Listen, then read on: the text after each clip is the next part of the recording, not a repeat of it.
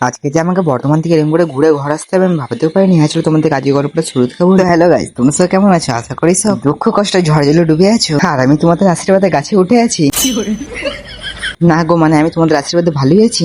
আর এখন আমি রাস্তায় রেডি মেয়ে দেখছি। আমি এই জায়গাতে সকাল থেকে দাঁড়িয়ে আছি, কিন্তু মেয়ে দেখতে পেলাম না। তার জন্য আমি তাড়াতাড়ি করে হেলিকপ্টারে বসে মেয়ে খুঁজতে বেরিয়ে পড়লাম। তার মানে আমি আজকে মেয়ে খুঁজতে যাওয়ার জন্য ট্রেন পাইনি গো, তার জন্য আমি আজকে হেলিকপ্টারে করে যাচ্ছি। আর খেলে আমি যে সিটটাতে বসেছিলাম সেই সিটটা এত লাফা ছিল, মনে হচ্ছিল নিচে কেউ স্প্রিং লাগিয়ে দিয়েছে। আমি কন্ট্রাক্টরকে ডেকে জিজ্ঞাসা করলাম যে সিটটা এত লাফাচ্ছে কেন। তারপরে কন্ট্রাক্টর বললো এটার নামই পেছনের সিট। আরে গাইস, আমার পেছনের সিট বেরিয়ে গেছে।